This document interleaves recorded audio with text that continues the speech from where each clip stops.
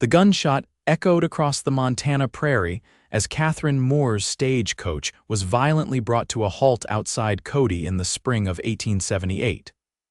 Blood spattered the leather seats as the driver collapsed, and Katherine's world shattered for the second time that year.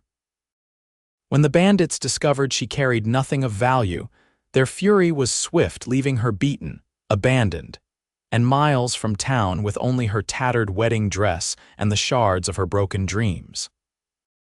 "Ain't worth the bullet," the leader had spat before they rode away, leaving her in the tall grass beside the body of the kind driver who'd promised to deliver her safely to her new life. Katherine had believed in love once, believed in the handsome banker from back east who'd courted her with promises of security and affection. 6 months of marriage had revealed the cruel truth: she was merely an ornament, a possession to be displayed at social gatherings and locked away when inconvenient. When she discovered his affairs with not one but 3 other women, she'd confronted him, only to be beaten so severely the household staff feared for her life. She fled west with what little remained of her inheritance, answering an advertisement for a schoolteacher position in Cody, Montana territory as far from Philadelphia as her meager savings could take her. Now, clutching her side where bruises were already forming, Katherine stumbled along the rutted trail toward where she thought Cody might be. The weight of her failure pressed down heavier than the Montana sun. First a failed wife, now a destitute victim. Her heart, already cracked from betrayal, seemed to splinter further with each painful step. Night was falling when her strength finally gave out. She collapsed at the base of a cottonwood tree, her wedding ring the only item of value she hadn't sold clutched in her palm. She'd kept it as a reminder never to trust a man's promises again.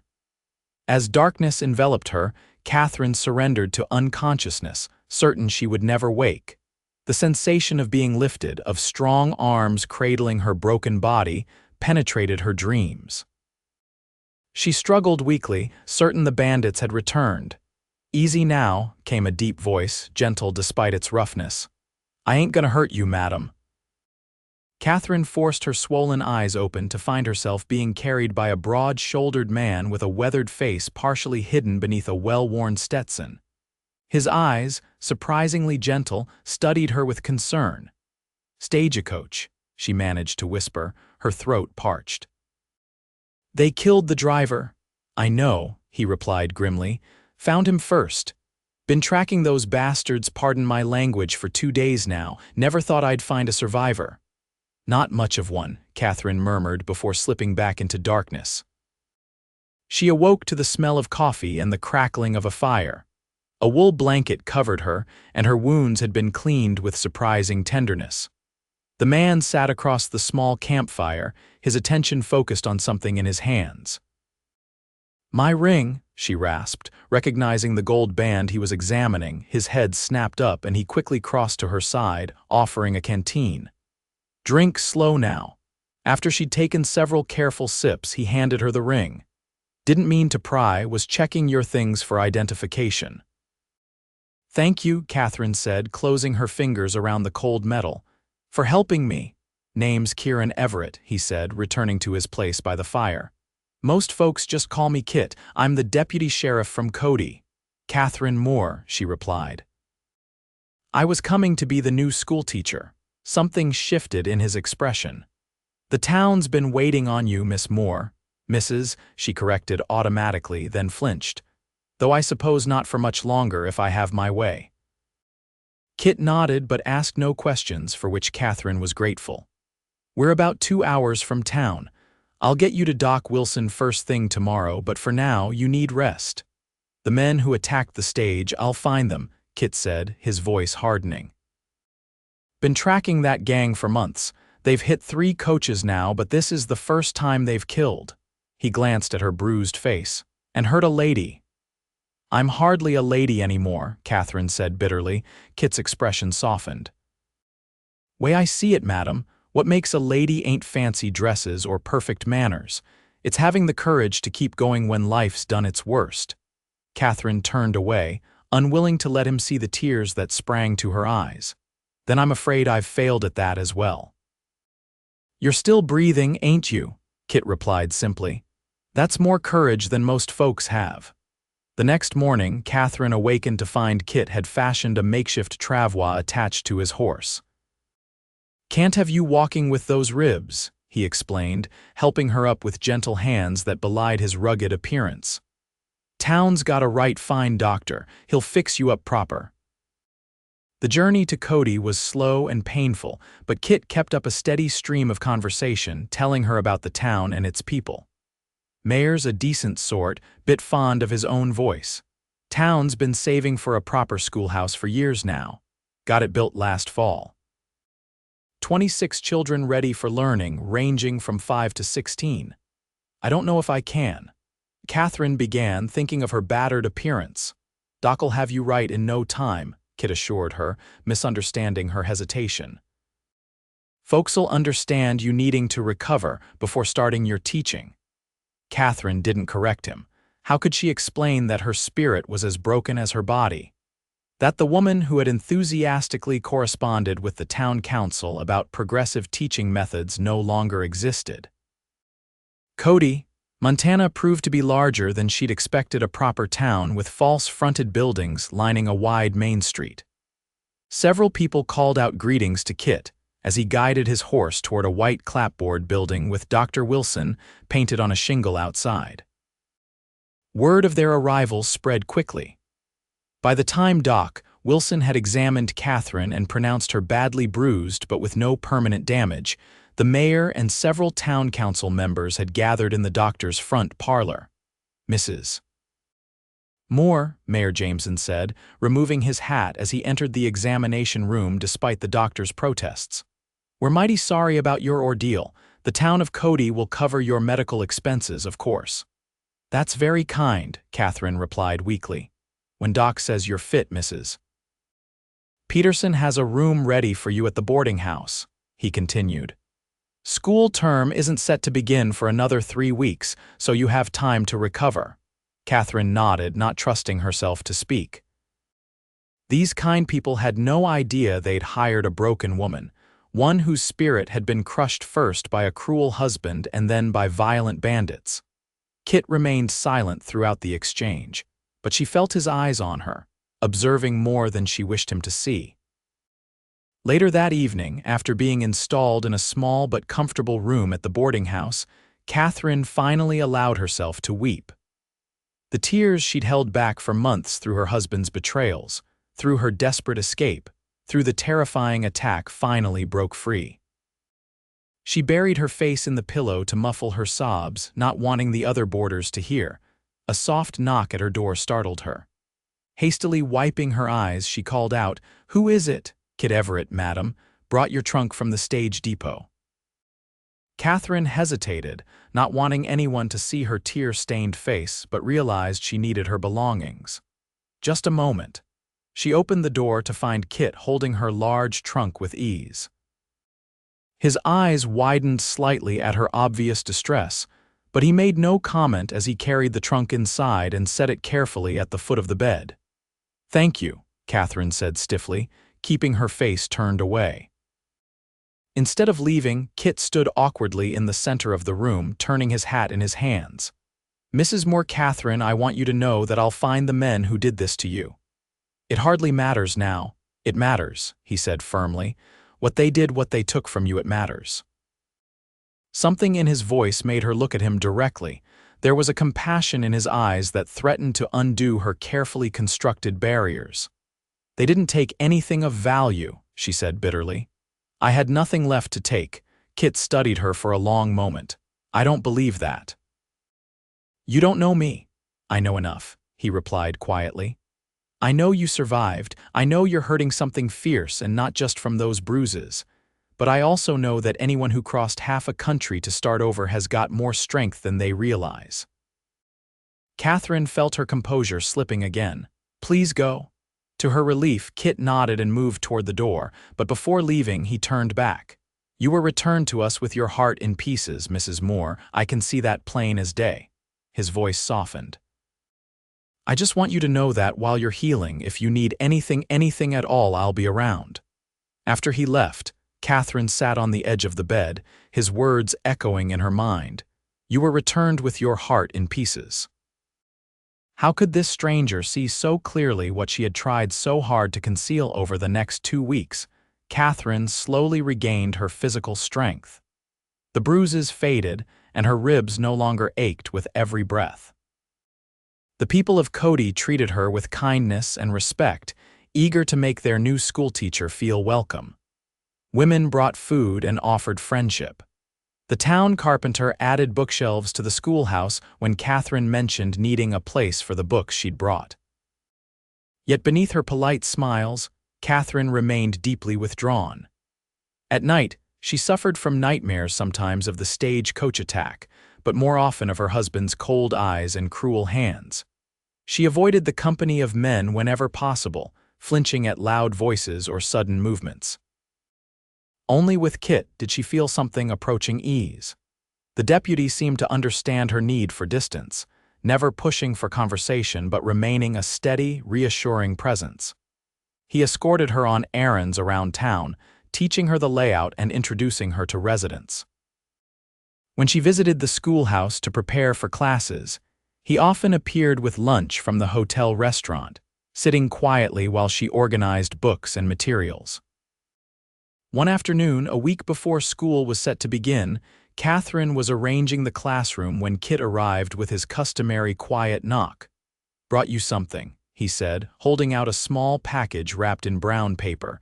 Katherine hesitated before accepting it. "What's this?" "Just a little welcome gift, town tradition for new teachers." She unwrapped it carefully to reveal a small brass bell polished to a high shine. "It's lovely," she said, genuinely touched. "Figure you'll need it to call those rascals to attention," Kit said with a small smile. "Especially the Hendricks boys. They're good kids, but lively as jackrabbits." Katherine ran her finger over the smooth surface of the bell. "Thank you, this is very thoughtful." "There's something else," Kit said, his expression growing serious. "Got a telegram from the marshal in Helena this morning. They caught 2 of the men who attacked your stage, rounded them up trying to rob a bank in Billings." Katherine felt her chest tighten. "And the 3rd man, still looking, but they've got a name now, we'll find him." Kit studied her face. "Thought you'd want to know. Does this mean?" Katherine swallowed hard. "Will I need to testify?" "Eventually, yes. But not for months yet. Trial won't be until spring." Katherine nodded, her hand trembling slightly as she set the bell on her desk. The prospect of facing her attackers, of reliving that terrible day, made her feel faint. Kit must have noticed her distress. "I'll be with you," he said quietly, "when the time comes." "Why?" The question burst from her before she could stop it. "Why are you so kind to me? You don't even know me." Kit looked taken aback. "I know enough," he said, echoing his words from weeks earlier. "I know you're brave and determined. I know you care about doing right by these children even while you're hurting. You can't possibly know that." "I've seen you, Katherine," he said simply. "I've seen how you force yourself to walk through town even though being around folks terrifies you. I've seen how your face lights up when you talk about teaching, even though you try to hide it." Katherine felt exposed, as if he could see straight through the walls she'd built around her heart. "I'm not who you think I am," she whispered. "I'm not brave or strong. I'm barely holding together." "That's the bravest thing of all," Kit replied, his voice gentle, "holding together when everything in you wants to fall apart." Something in his steady gaze, in the quiet confidence of his words, penetrated the armor Katherine had wrapped around herself. For the first time since arriving in Cody, she felt a flicker of something other than fear or numbness, a small, wavering spark of hope. "I should finish preparing the classroom," she said finally, unable to address the emotions his words had stirred. Kit nodded, understanding her need to retreat. "I'll leave you to it then." "But Katherine," he waited until she met his eyes. "You're not alone anymore, not unless you want to be." After he left, Katherine sat at her desk for a long time, turning the brass bell over in her hands, thinking about what it meant to start again, to trust again.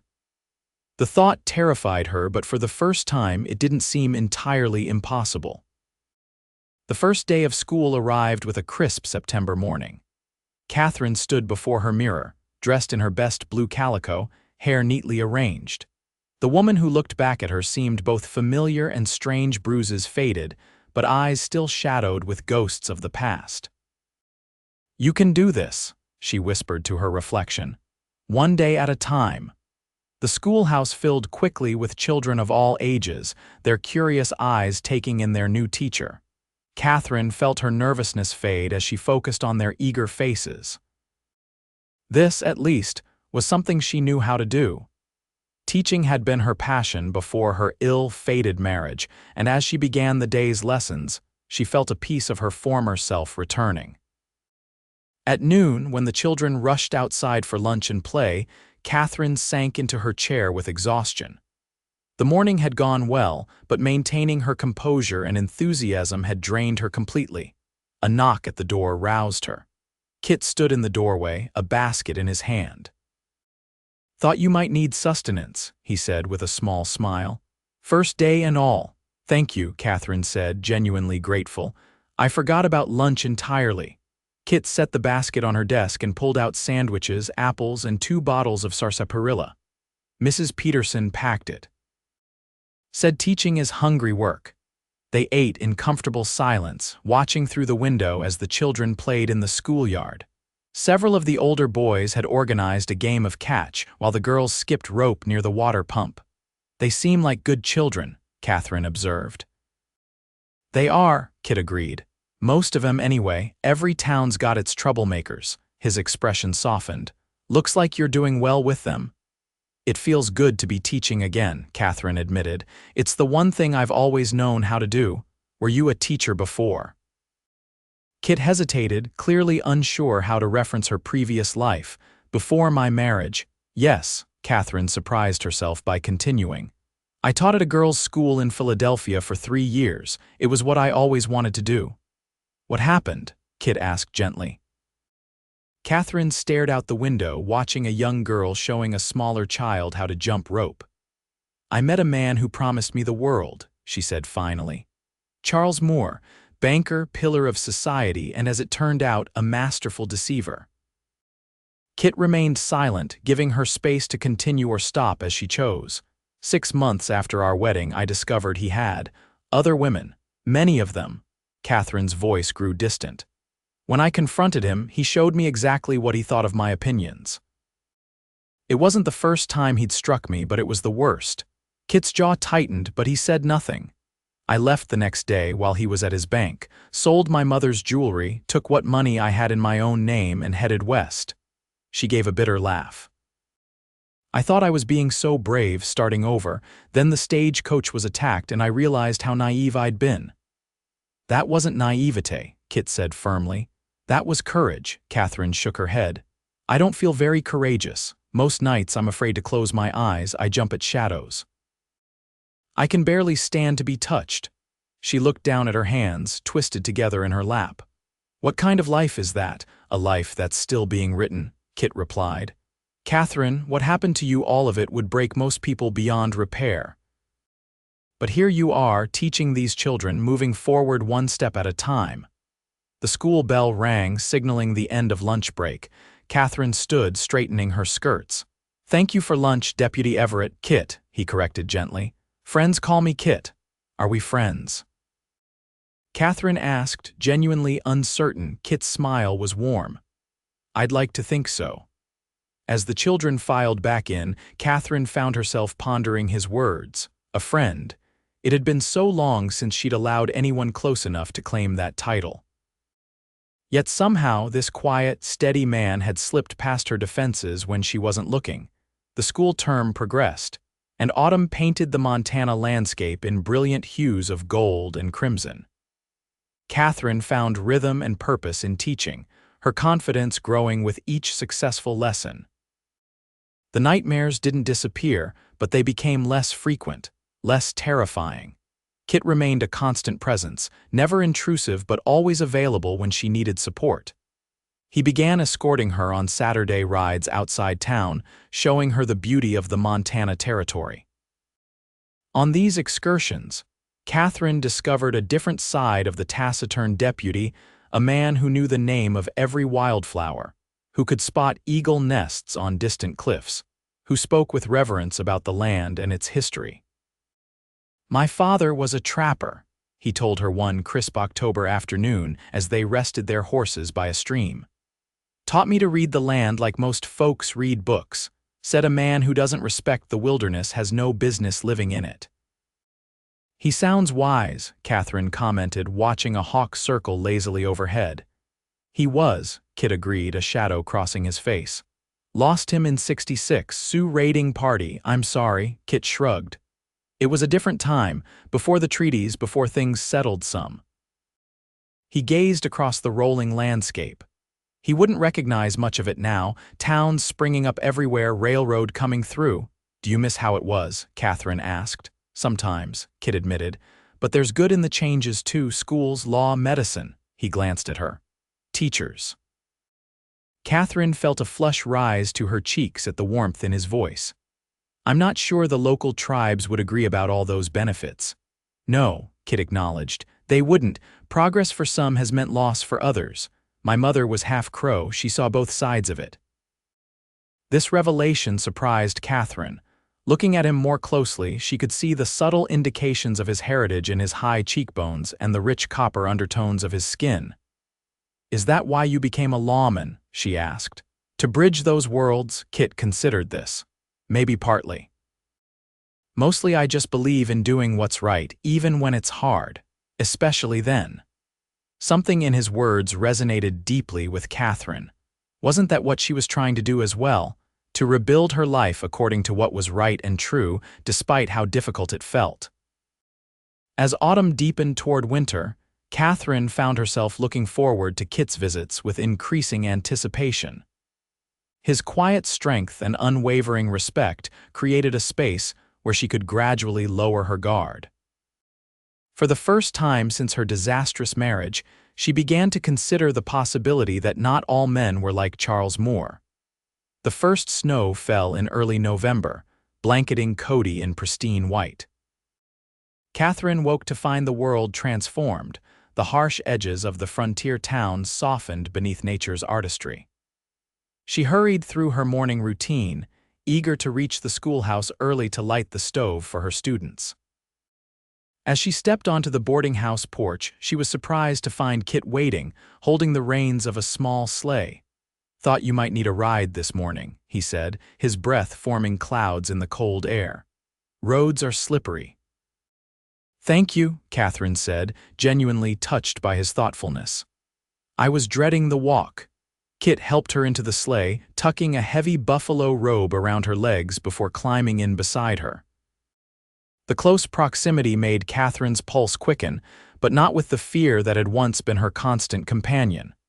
This was something different, something she'd thought she would never feel again. "Town looks pretty in the snow," Kit commented as they glided down the main street. "Hides all the rough spots. Like a fresh start," Katherine murmured, watching as shopkeepers cleared paths before their businesses. Kit glanced at her, something unreadable in his expression. "Been thinking about that fresh starts." Before he could continue, they arrived at the schoolhouse. Several children were already waiting, eager to begin the day despite the weather. Katherine felt a pang of disappointment as Kit helped her down from the sleigh. "Thank you for the ride," she said formally, aware of the curious eyes watching them. "My pleasure." Kit hesitated, then added, "There's a town social on Saturday. Dance at the Masonic Hall to celebrate Founders' Day." He cleared his throat. "Thought you might like to go with me, that is." Katherine stared at him, caught completely off guard, a dance with Kit.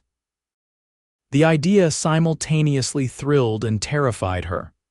I don't know if I'm ready for that," she stammered. Disappointment flickered across his face, quickly masked. "Of course, just thought I'd ask." "It's not that I don't want to," Katherine hurried to explain, aware of how much it had cost his pride to extend the invitation. "It's just crowds and music and—" "You don't have to explain," Kit said gently. "I understand." As he turned to leave, Katherine made a sudden decision. "Wait," she called. When he looked back, she took a deep breath. Perhaps I could try, for a little while at least. The smile that illuminated Kit's face warmed her more thoroughly than the buffalo robe had. I'll pick you up at 7, he said, and Katherine, we can leave anytime you want. Just say the word. All week, Katherine alternated between anticipation and anxiety about the social. She hadn't attended a public gathering since fleeing Philadelphia, and the prospect of being surrounded by people, of being watched and judged, filled her with dread. Yet the thought of spending an evening with Kit, away from the constraints of their usual interactions, held undeniable appeal. By Saturday evening, she had changed her mind at least a dozen times. She stood before her mirror, wearing the one good dress she had brought west, a deep blue wool with modest lace trim at the collar and cuffs. It was far simpler than the elaborate gowns she had once worn as Charles Moore's wife, but somehow she felt more genuinely herself in it. You can do this, she told her reflection, echoing the words that had become her private mantra. One step at a time. A knock at her door announced Kit's arrival. When she opened it, the expression on his face made her momentary discomfort worthwhile. You look beautiful, he said simply. Katherine felt herself blush. Thank you. You look quite handsome yourself. It was true Kit had traded his usual worn denim and leather for clean black trousers, a white shirt, and a well-brushed dark coat. His hair, usually hidden beneath his hat, was neatly combed, revealing the rich chestnut color. Cleaned up nice for a cowboy, didn't I? He joked, offering his arm. Ready for this, Katherine placed her hand lightly on his forearm. As ready as I'll ever be. The Masonic Hall was transformed for the occasion, decorated with pine boughs and paper lanterns. It seemed all of Cody had turned out for the celebration. A small group of musicians played on a makeshift stage while couples twirled across the wooden floor. Tables laden with food lined one wall, and clusters of chairs offered resting places for the dancers. Katherine felt panic rising as they entered the crowded room. So many people, so much noise. She tightened her grip on Kit's arm. We can just watch for a while, he said close to her ear, sensing her distress. No hurry. He guided her to a quiet corner where they could observe without being in the midst of the crowd.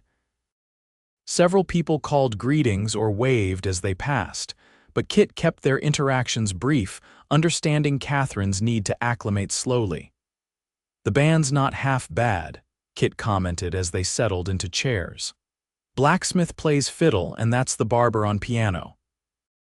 Dr. Wilson's got the banjo, Katherine smiled despite her nervousness. It seems everyone in Cody has hidden talents. Small towns are like that, Kit agreed. You learn to be versatile.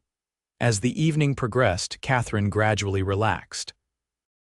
Kit was attentive but never hovering, bringing her punch and introducing her to townspeople who stopped by their corner. Most were parents of her students, eager to express their appreciation for her teaching. Tommy's reading has improved so much, Mrs. Taylor said warmly. He never took to it before, but now he reads to his little sister every night. And my Sarah actually asks to do her arithmetic now, added Mrs. Jenkins. Whatever magic you're working, Mrs. Moore, we're mighty grateful. These genuine expressions of gratitude eased Katherine's anxiety. Here, unlike in Philadelphia society, she was valued for her actual contributions, not for how she appeared on a man's arm. When the band began playing a slow waltz, Kit turned to her. Would you care to dance? Only if you're comfortable, of course. Katherine hesitated, then nodded. I'd like that. Kit led her to the edge of the dance floor, away from the most crowded area. It's been a while since I've done this, he admitted. Might step on your toes. I'll risk it, Katherine replied with a small smile. His hand settled lightly at her waist, maintaining a respectful distance as they began to move to the music. Katherine had expected to feel trapped, confined by his proximity, but instead found herself relaxing into the gentle rhythm of the dance. Kit was an unexpectedly graceful partner, guiding her with subtle pressure rather than forceful direction. You dance quite well for a man who claims to be out of practice, she observed. A faint flush colored his cheeks. May have practiced some this week with Mrs. Peterson. The image of the serious deputy rehearsing dance steps with the elderly boarding house keeper made Katherine laugh, a genuine, unguarded sound that surprised them both. "I like that," Kit said softly. "What? Your laugh. Don't hear it often enough." Katherine didn't know how to respond to the warmth in his voice, the admiration in his eyes. For so long, she had focused only on surviving, on protecting what remained of her shattered heart. She hadn't considered the possibility of joy, of connection. They danced 3 more times before Katherine began to feel overwhelmed by the noise and crowd. Sensing her growing discomfort, Kit immediately suggested they step outside for some air. The night was clear and cold, stars brilliant in the black sky above. Their breath formed misty clouds as they stood on the hall's wide porch, the sounds of the party muffled behind them. "Thank you," Katherine said quietly, "for understanding when I needed to leave." "No need to thank me," Kit replied. "I meant what I said. We do this at your pace, no one else's." She studied his profile in the moonlight, this man who had shown her nothing but patience and respect since the moment he'd found her broken on the trail. "Why are you so kind to me, Kit?" He turned to face her, his expression serious. "Because you deserve kindness, Katherine. Because I see how hard you're fighting to rebuild your life. Because—" He hesitated, then continued more softly, "because from the moment I found you, something in me knew you were someone worth knowing, worth caring about." The sincerity in his voice caught at Katherine's heart. "I'm afraid," she admitted, the words barely audible. "Of me?" Kit asked, pain flickering in his eyes. "No," Katherine hurried to assure him. "Not of you, of this." She gestured vaguely between them. "Of feeling anything again, of trusting and being wrong." Kit nodded slowly. "That's fair. You've got every reason to be cautious." He reached out as if to touch her face, then let his hand drop. "All I'm asking is that you don't close the door entirely, that you give yourself and maybe me a chance to see what might be possible." Katherine looked up at him, this man so different from the one who had broken her. Where Charles had been polished and glib, Kit was straightforward and honest. Where Charles had demanded, Kit offered. Where Charles had taken, Kit gave. "I'd like to try," she whispered. The smile that illuminated his face was like sunrise breaking over the mountains. "That's all I'm asking for." Winter settled over Cody with a fierce grip, bringing howling blizzards and temperatures so cold that mercury froze in thermometers. School was often canceled when the weather made travel unsafe, but Katherine found herself busier than ever. Several mothers had approached her about teaching them to read alongside their children, and she now held evening classes twice weekly for adults eager to improve their literacy. Kit had been called away to Helena in early December to testify in the trial of the stagecoach bandits, and Katherine was surprised by how deeply she felt his absence. They had established a comfortable routine of shared meals and conversations, weekend rides when weather permitted, and quiet evenings reading by the boarding house fire. Without him, Cody seemed dimmer somehow, less vibrant. When he returned 2 weeks later, during the worst blizzard of the season, Katherine was helping Mrs. Peterson prepare dinner for the boarders. The sudden opening of the front door brought a blast of frigid air and swirling snow, and Kit, covered in ice, his face raw from the wind. "Merciful heavens," Mrs. Peterson exclaimed. "Deputy Everett, you'll catch your death." But Katherine was already moving, helping him remove his frozen coat, guiding him to the chair nearest the kitchen stove. "What were you thinking, traveling in this weather?" She scolded, her relief at seeing him overshadowed by concern. "Had to get back," Kit said through chattering teeth. "Important news." Mrs. Peterson bustled about, preparing hot coffee and gathering blankets while Katherine knelt beside Kit's chair, chafing his frozen hands between her own. "What news could possibly be worth risking your life?" she demanded. Kit's eyes, despite his exhaustion, held a fierce satisfaction. "They got him. The third bandit, man named Jenkins, who'd been hiding in Wyoming territory. He confessed to everything, including shooting the stage driver." Katherine's hands stilled. "They caught him?" "Yes, and there's more." Kit accepted the steaming mug Mrs. Peterson offered with a grateful nod.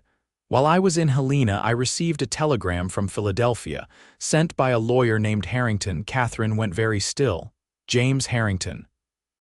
He was my father's attorney. Kit nodded. He's been trying to locate you.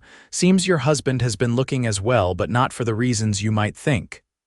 He took a long sip of coffee before continuing. Charles Moore was arrested 2 months ago for embezzlement and fraud. His bank failed, taking the savings of half of Philadelphia's elite with it. In the investigation, evidence of his treatment of you came to light. The kitchen seemed to spin around Katherine. Arrested, Charles. Sentenced to 15 years in the state penitentiary, Kit confirmed. And there's more. According to Harrington, your marriage can be annulled on grounds of cruelty. He's already filed the papers. All they need is your signature. Katherine sank back onto her heels, overwhelmed. Annulled, she whispered. The word represented a freedom she had scarcely dared to hope for. Not just divorce with its stigma and complications, but annulment as if the marriage had never happened at all. There's one more thing, Kit said, his expression softening. Your father's estate. When he died, he left everything in trust for you with provisions that your husband couldn't touch it. Harrington has been managing it all these years. Katherine, you're not destitute, far from it. The implications slowly penetrated her shock. She wasn't bound to Charles anymore. She wasn't dependent on her teaching position for survival. She was, for the first time since her father's death, truly free. I don't know what to say, she finally managed, Mrs. Peterson, who had been listening with wide eyes, tactfully murmured something about checking on dinner and slipped from the kitchen, leaving them alone. Kit set aside his coffee and leaned forward, his eyes intent on Katherine's face. You could go back east, he said quietly. Reclaim your life there. You have options now. Katherine heard the unspoken question beneath his words. Would she leave Cody, leave him now that she was free to go anywhere, do anything? Is that what you think I want? She asked carefully. I think you deserve to choose your own path, Kit replied, without pressure or obligation. Katherine rose and moved to the window, looking out at the swirling snow. Philadelphia seemed as distant as the moon, a world away from the life she'd built here in Montana. A life that, despite its challenges and modest circumstances, had brought her a peace she'd never known in the grand parlors of society. My place is here now, she said finally, turning back to Kit. I have students who need me, work that matters. She took a deep breath. People I care about. The hope that dawned in Kit's eyes warmed her more thoroughly than the blazing stove. You're sure? Even with all that waiting back east? What's waiting back east are memories I'd rather forget, Katherine replied. What's here is a future I want to explore. She moved closer to him, summoning her courage. With you, if that's still what you want. Kit stood, closing the distance between them. With infinite gentleness, he took her face between his palms. That's all I've wanted since I found you, Katherine Moore. When he kissed her, it was like nothing she had ever experienced, tender yet passionate, respectful yet claiming. For the first time since Charles's betrayal, Katherine felt her heart respond without reservation or fear. They were married on Christmas Eve in Cody's small church, with snowflakes drifting past the windows and pine boughs decorating the simple altar. Katherine wore a dress of deep green velvet, ordered from Helena with some of the funds Harrington had sent after she signed the annulment papers. The entire town turned out for the ceremony, filling the church to overflowing. Never seen the deputy smile so much, Mrs. Peterson whispered to her friend as the couple exchanged vows. And to think how broken that poor girl was when she first came to us. It's like watching a flower bloom after the frost. Katherine and Kit moved into a small house on the edge of town, close enough for her to walk to the school but with views of the open prairie that Kit loved. In the evenings, they would sit on their porch, watching the sunset paint the distant mountains in gold and crimson. Any regrets? Kit asked one such evening in early spring, his arm around her shoulders as they shared the porch swing. Katherine considered the question seriously. Her life had taken turns she could never have imagined when she fled Philadelphia in terror and desperation. The journey had been painful, filled with loss and fear, but it had led her here to this man, this place, this peace. "Only that I didn't find you sooner," she answered truthfully.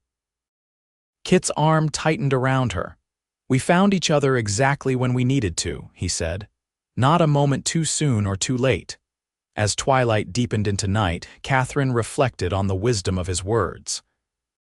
Her heart, once shattered beyond recognition, had been carefully, lovingly reassembled by this man's patient hands.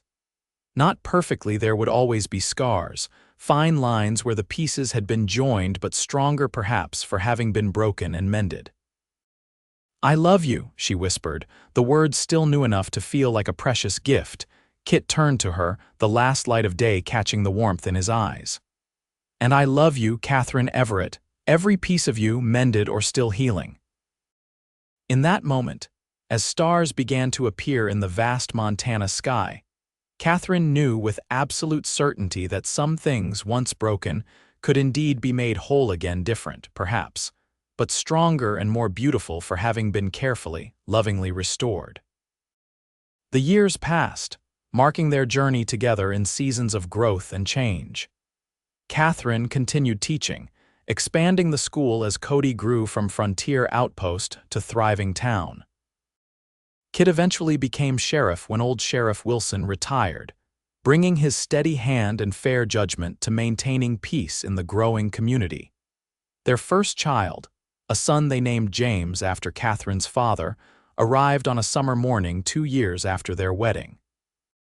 Katherine had feared that the trauma of her past would shadow her ability to be a mother, but the moment they placed her son in her arms, she felt a fierce, protective love that swept away all doubts.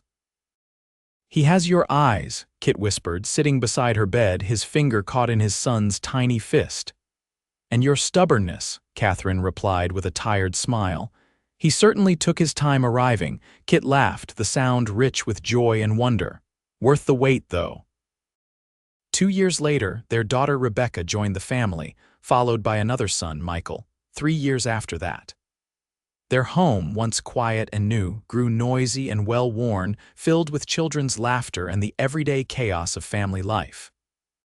Through it all, Katherine and Kit maintained the deep connection that had begun that day on the trail when he had found her broken and alone. Their love matured like fine wine, growing deeper and richer with the passing years, weathering the inevitable storms of life with resilience born of shared strength. On their 20th anniversary, Kit surprised Katherine by taking her back to the spot where he had found her that fateful day. The landscape had changed. The trail was now a proper road, and a small ranch stood where once there had been only open prairie, but the cottonwood tree still stood, a silent witness to their beginning. "Why here?" Katherine asked as they spread a blanket beneath the tree's spreading branches. Kit took her hand, his touch as gentle now as it had been when he first tended her wounds. "Because this is where our story began," he said.